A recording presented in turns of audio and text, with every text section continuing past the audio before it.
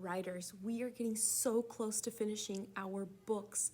I cannot wait to be able to read and to be able to browse all of the different books that you've been working so hard on.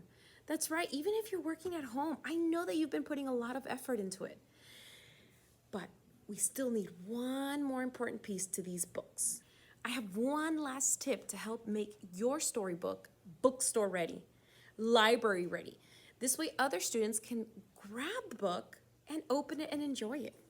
Friends, you know how at the end of the day of the school we say, bye, see you tomorrow, I'll miss you. That's the way that teachers, that's the way we tell you that the day is over and it's time for you to walk to your car and head home so that you can enjoy time with your family. Friends, writers do something very similar too. Now, they don't say, bye, see you tomorrow, but they do end the book with one page that tells us a little bit more about the topic. They write a little ending that lets their reader know that the book is over. So writers, today, I want you to learn that books have endings, and writers have to think really carefully about how to end their book.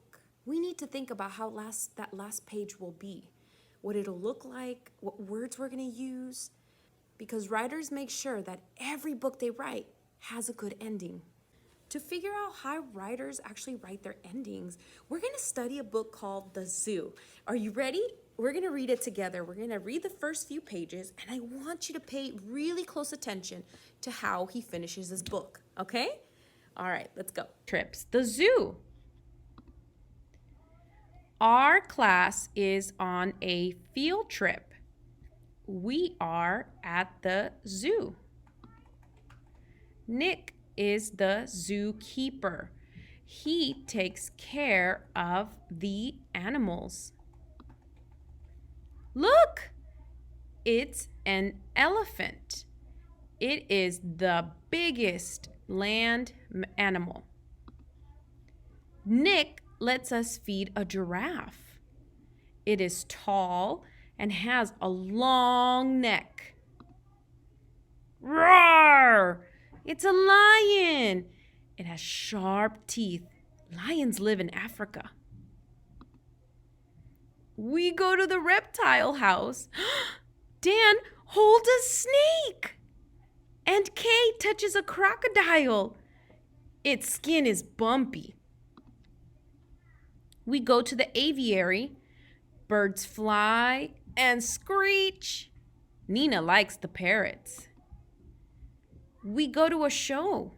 Seals do tricks and they get fish. We had fun at the zoo. The end. Did you notice that? Let's go back to that last page. So I have it here. I'm showing you the last page, and it says, we had fun at the zoo. Wait a second. This last page is a little different than the other pages that came before it. Friends, each page that came before it was talking about a type of animal at the zoo. It told us the name, what they ate, and what they look like. But this page here does not do that. It's almost like the ending is telling us a big idea about the whole book. And the whole book is about a zoo. I bet we could do that to our book, end with a big idea. So let's put on our author cap and let's think of our book. Our book is about dancing, remember? We dance. And so here are the pages. Look at these wonderful pages. All right, so I want you to think really hard, friends. How could we end this book about dancing? Do you have any ideas? I like that one. Oh, that's a great idea. I like that one too. Oh, I agree. I think that we should end this book telling people the big idea behind the book about dancing is that we like to dance. So our last page should definitely say, I love dancing. Or we could even say, dancing is fun. So what you see here is me grabbing a piece of paper and I'm gonna put the words dancing is fun. And I'm gonna draw a kid with a big smile. And I'm gonna make sure that I write my sentences with a capital and end with a period. Because remember, we learned about starting with the capital and ending with the period.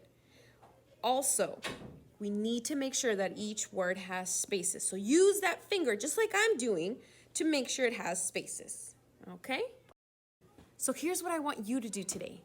So what you're going to do, friends, is you're gonna pull out that book and you are gonna reread your story. Yes, we have to read the whole thing so that we can figure out and think of a great ending. So I want you to read your book one more time. Read it out loud. I would invite somebody to listen to you read your story. And then you're gonna think, and you're gonna think, how can I end this book on a big idea? So if you wrote about pets, maybe you could write about how great your pet is or how much you love them. If you wrote about food, you could write about how yummy it is, how delicious. If you wrote about swimming, you can tell us how great exercise it is. A big idea about your topic. And once you have your big idea final page, make sure you draw an image, draw a picture with lots of details, maybe even some labels, and share it with us down here so that we can see that beautiful ending of your book. Thank you, friends. I can't wait to see how your book ends. Bye.